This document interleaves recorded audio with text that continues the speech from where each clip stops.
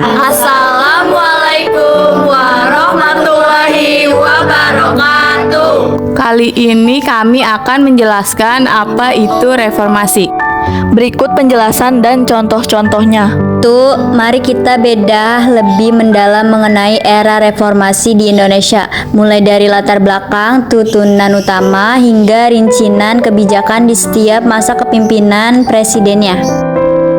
Reformasi tidak muncul tiba-tiba. Ada akumulasi kemarahan masyarakat terhadap rezim Orde Baru Presiden Soeharto yang sudah berkuasa selama 32 tahun. Pemicu utamanya adalah krisis moneter tahun 1997 sampai 1998, praktik KKN, kesenjangan sosial, dan ketidakpuasan politik. 6 tuntunan reformasi agenda utama. Mahasiswa dan aktivis pada tahun 1998 membawa 6 tuntunan utama yang menjadi kompas perubahan. Adapun berikut contohnya: 1. Adili Soeharto dan kroni-kroninya. 2. Amandemen UUD 1945. 3. Penghapusan dui fungsi ABRI. 4. Otonomi daerah seluas-luasnya. 5. Supremasi hukum. 6. Pemerintah yang bersih dari KKN. 3. Jabatan Presiden dan kebijakannya secara detail.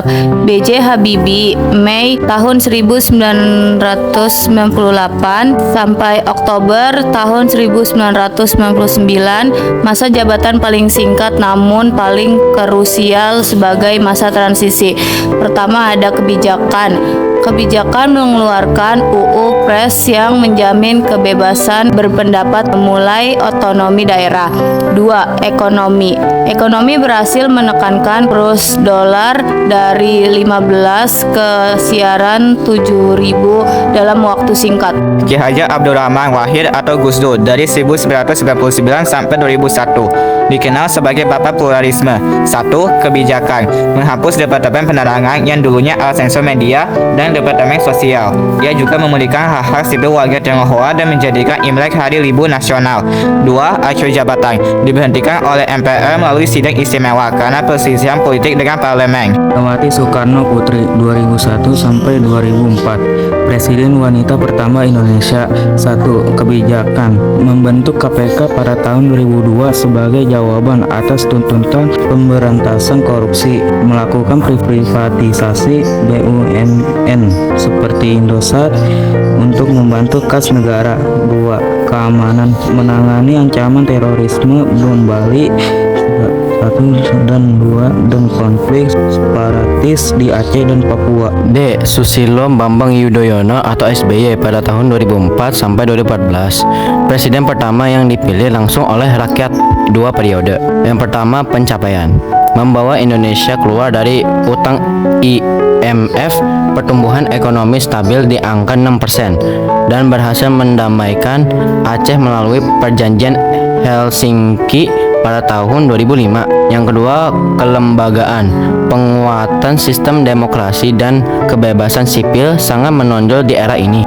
Joko Widodo atau Jokowi pada tahun 2014 sampai 2024, fokus pada perkembangan fisik dan transformasi ekonomi 2 periode. 1. Kebijakan pembangunan infrastruktur masif, tol Trans Jawa, Sumatera, MRT, pelabuhan, program Kartu Sakti, KIS atau KIP. 2. Hilirisasi, larangan ekspor biji nikel mentah agar diolah di dalam negeri. IKN, keputusan pemindahan ibu kota ke Nusantara di Kalimantan Timur. F. Prabowo Subianto pada tahun 2024 sampai dengan 2029 membawa semangat keberlanjutan. 1. Program utama fokus pada ketahanan pangan, energi, dan gizi nasional. Program makan siang bergizi gratis atau MBG, melanjutkan hilirisasi industri dan memperkuat posisi diplomasi Indonesia di kancah global. 4. Perubahan fundamental pasca reformasi. Pertama, presiden dibatasi dulu seumur hidup atau berkali-kali, sekarang maksimal hanya 2 periode atau 10 tahun. Kedua, rakyat memilih. Kita memilih sendiri presiden, DPR, gubernur, hingga bupati secara langsung, bukan lagi melalui perwakilan di MPR. Kebebasan media massa bebas meliput dan mengkritik tanpa takut. Izinnya dicabut secara sepihak oleh pemerintah. 4. Pemisahan TNI atau Polri. Tentara kembali ke barak untuk pertahanan. Polisi menjaga keamanan dan ketertiban masyarakat. Era reformasi membawa Indonesia menjadi salah satu negara demokrasi terbesar di dunia, meskipun tantangan seperti korupsi masih terus menjadi perjuangan hingga saat ini. Dalam 10 tahun terakhir pada tahun 2014 sampai 2024, anggaran infrastruktur Indonesia naik drastis dengan total mencapai sekitar 3.411,6 triliun. Ringkasan data 1. Pertumbuhan dari 177,9 triliun pada tahun 2014 melonjak menjadi 422,7 triliun pada tahun 2024. 2.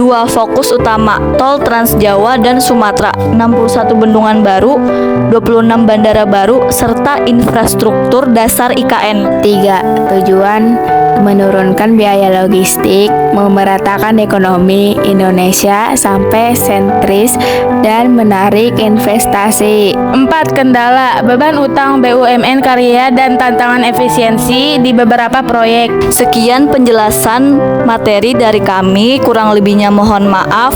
Wassalamualaikum warahmatullahi wabarakatuh. Dadah guys, selamat menonton ya.